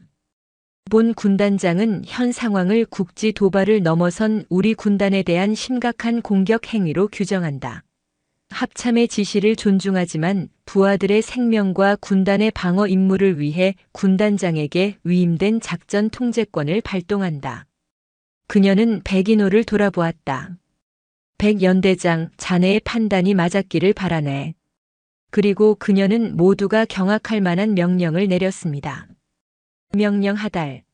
교전 중인 3사단 7중대는 현시간부로 교전을 중지하고 즉시 진지 내로 철수 전원 방호 태세에 돌입한다. 적의 추가 도발에 절대 대응하지 마라. 포병여단장. 그녀의 목소리가 커졌습니다. 5포 병여단은 즉각 대응 태세에 돌입. K9 자주포 2개 대대의 화력을 백인호 참모장이 지목한 시사 지역에 조준하라. 적의 포병 원점을 선제적으로 타격한다. 시피는 그야말로 아수라장이 되었습니다. 합참의 명령을 정면으로 거부하고 심지어 교전 중인 아군에게 철수 명령을 내린 것입니다. 그리고 확인되지 않은 적의 포병 진지에 대한 선제 타격을 명령한 것입니다. 만약 백인호의 판단이 틀렸다면 이것은 명백한 정전 협정 위반이자 불필요한 확전 행위로 한유진은 물론 군단 전체가 돌이킬 수 없는 책임을 져야 했습니다. 군단장님, 제고해 주십시오. 몇몇 참모가 외쳤지만 한유진의 의지는 확고했습니다. 백인호 연대장은 입술을 깨물고 포병 여단장에게 명령 이행을 독촉했습니다. 이제 모든 책임은 자신과 한유진에게 있었습니다. 잠시 후 포천의 밤하늘을 가르는 괴음과 함께 5군단 포병여단의 K9 자주포들이 일제히 불을 뿜었습니다. 수십 발의 155mm 고폭탄이 포물선을 그리며 어둠 속으로 사라졌습니다. 시피 안의 모든 사람들은 숨을 죽이고 스크린을 응시했습니다. 시간은 영원처럼 길게 느껴졌습니다. 그리고 마침내 열상 감시장비 TOD 화면에 믿을 수 없는 광경이 펼쳐졌습니다. 포탄이 떨어진 시사 지역에서 거대한 2차 폭발이 연쇄적으로 일어나며 밤하늘을 대낮처럼 밝혔습니다. 위장막에 가려져 있던 북한군의 122mm 방사포 진지가 정확히 타격된 것입니다. 포탄과 로켓이 유폭하며 만들어내는 거대한 불기둥은 백인호의 직감과 한유진의 결단이 완벽했음을 증명하는 증거였습니다. 적의 함정은 분쇄되었고 더 큰 희생을 막았습니다. 철의 격돌은 5군단의 완벽한 승리로 끝났습니다. 한유진은 자신의 모든 것을 건 도박에서 이겼습니다. 그녀는 다시 한번 증명했습니다. 현대전의 승리는 낡은 교범과 정치적 압력에 굴복하는 것이 아니라 정확한 정보와 적의 의도를 꿰뚫는 통찰력 그리고 부하의 생명을 구하기 위한 지휘관의 결단에 달려있다는 것을. 5군단의 선제 타격은 대한민국 전체를 뒤흔들었습니다. 초기에는 합참과 청와대의 질책이 쏟아졌습니다. 지시 불이행, 과잉 대응이라는 비판과 함께 한유진 중장에 대한 문책론까지 거론되었습니다.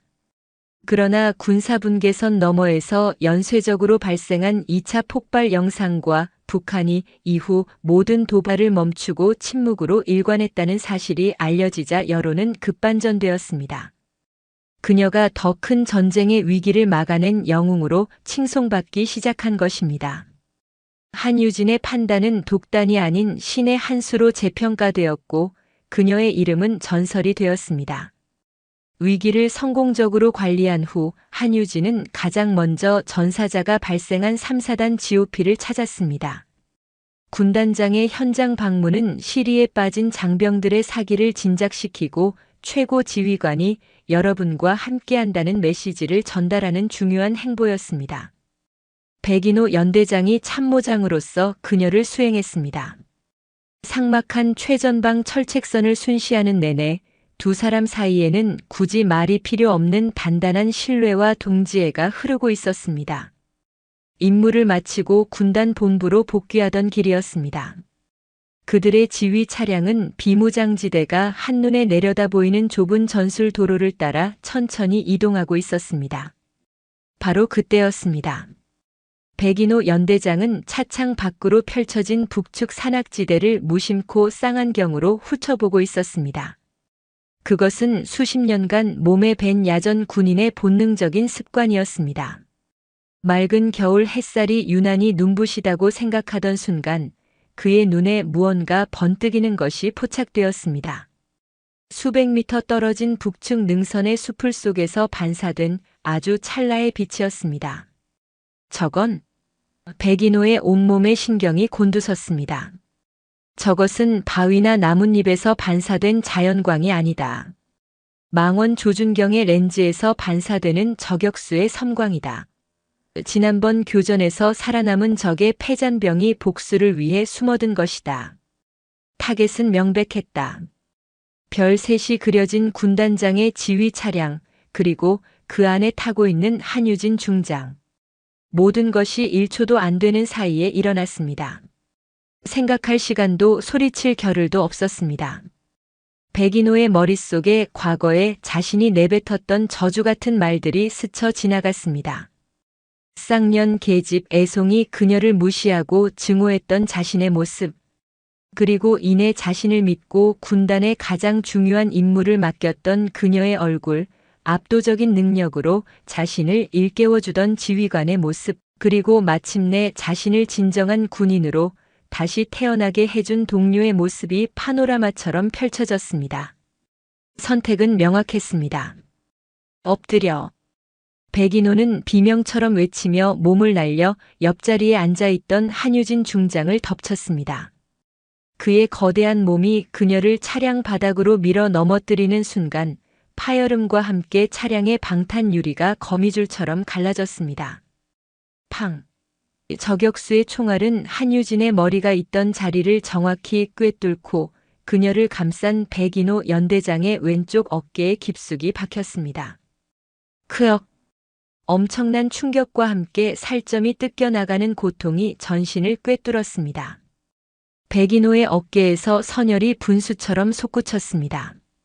차량은 급정거했고 경호 병력들이 즉각 차에서 내려 응사하며 주변을 경계했습니다.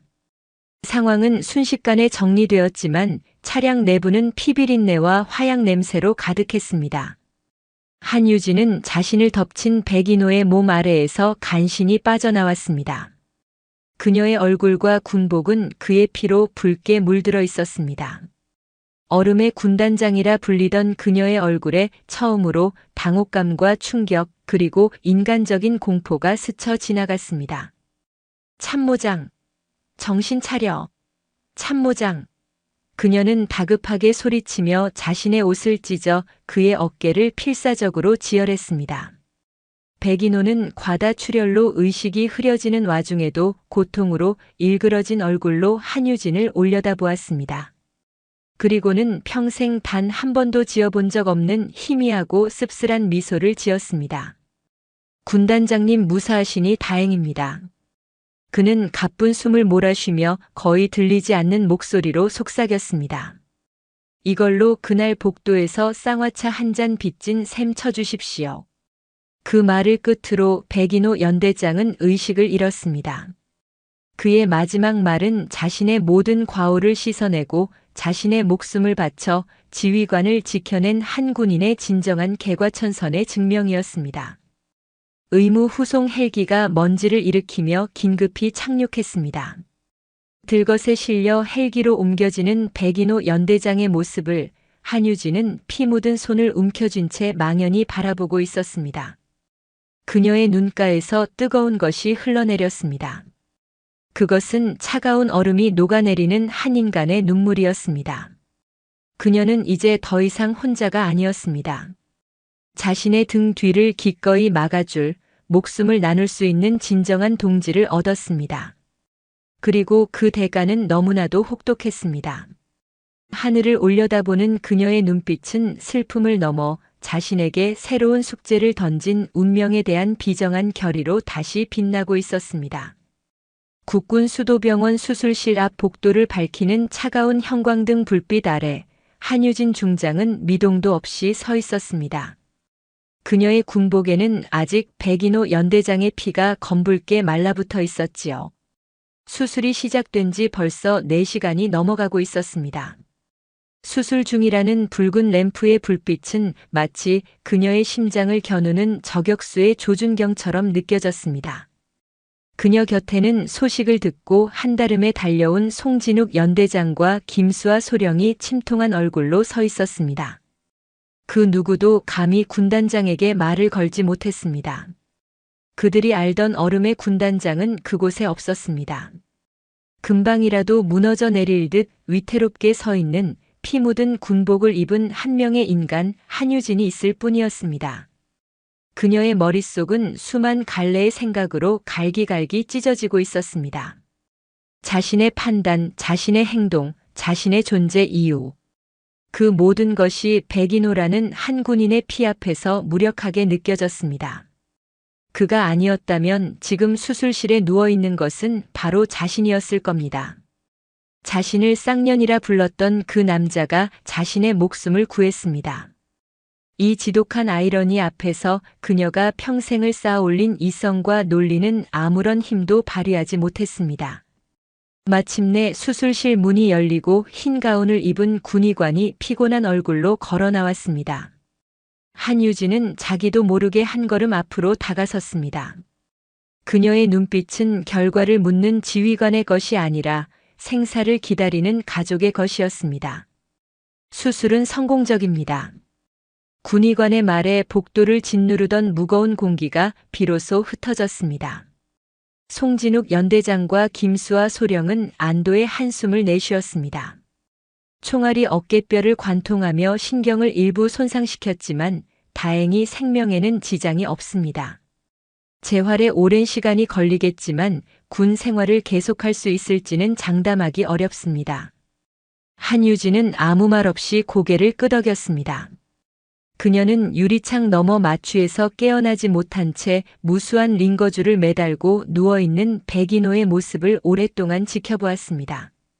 강철 같던 그의 몸은 한없이 쇠약해 보였습니다.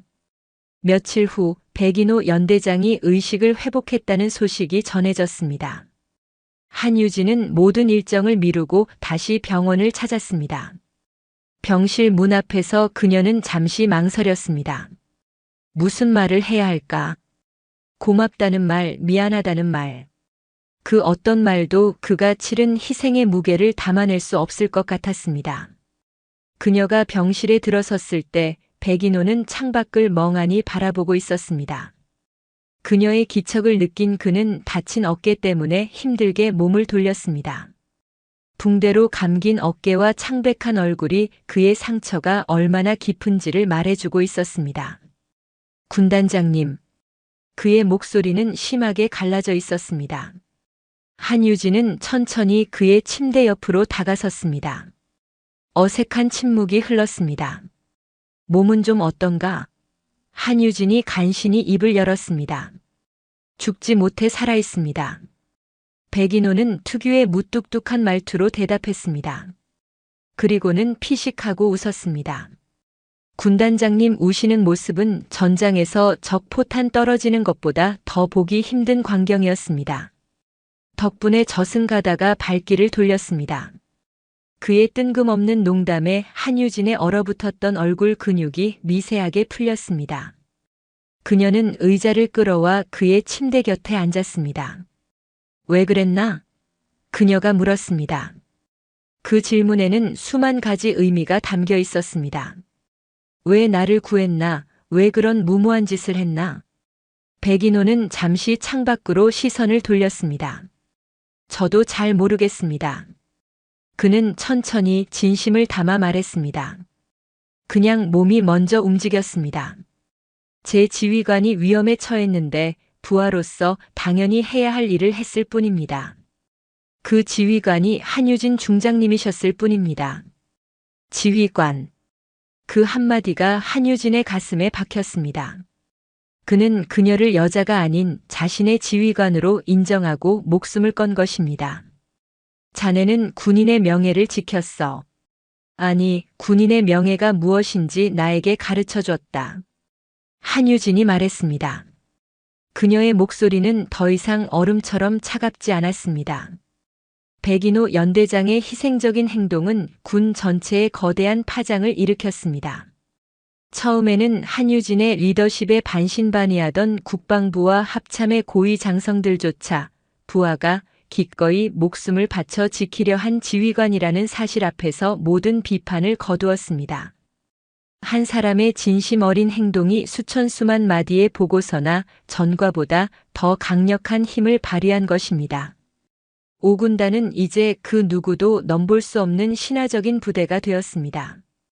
백인호 연대장이 병상에 누워있는 동안 한유진은 군단으로 복귀하여 더욱 강하게 부대를 이끌었습니다. 그러나 그녀의 지휘 스타일은 미묘하게 변해 있었습니다. 냉철한 이성과 효율성은 여전했지만 그 기저에 부하들에 대한 따뜻한 신뢰와 인간적인 고뇌가 더해졌습니다. 강철은 불과 물로 단련되지만 두 번째 단련을 거친 강철은 쉽게 부러지지 않는 유연함, 즉 인을 얻게 됩니다. 그녀와 백인호 그리고 5군단은 가장 혹독한 시련을 통해 두 번째 단련을 거친 것입니다. 몇 달 후 한유진은 국방부 인사위원회에 직접 참석했습니다. 그녀는 그 자리에서 자신의 모든 것을 걸고 파격적인 건의를 했습니다. 부상에서 회복 중인 5군단 참모장 백인호 연대장을 준장으로 진급시켜 주십시오. 회의장은 수렁거렸습니다. 재활 중인 장교의 진급 추천, 그것도 별을 달아달라는 것은 전례가 없는 일이었지요. 한 장성이 반문했습니다. 한 장군, 백 연대장의 희생은 숭고하지만 현실적으로 그가 정상적인 임무 수행이 가능할지. 한유진은 단호하게 말을 이었습니다. 장군님들께서 생각하시는 임무 수행이 무엇입니까? 그저 건강한 몸으로 책상에 앉아 서류에 결제하는 것입니까? 백인호 연대장은 온몸으로 군인 정신을 증명했고 그의 존재 자체가 5군단, 아니 우리 군 전체의 사기를 하늘로 끌어올렸습니다. 그는 단순한 육체가 아니라 우리 군에 살아있는 군원입니다. 그가 별을 다는 것은 우리 군이 무엇을 가장 중요한 가치로 여기는지를 모든 장병에게 보여주는 상징이 될 것입니다. 그녀의 진심 어린 호소와 확고한 논리 앞에 그 누구도 반대 의견을 내지 못했습니다. 그해 가을 국군 수도병원 재활치료실. 휠체어에 앉아 힘겹게 어깨 운동을 하던 백인호는 자신에게 전달된 한 통의 공문을 보고 말을 잃었습니다. 명 준장진 백인호 제5포병여단장으로 보함.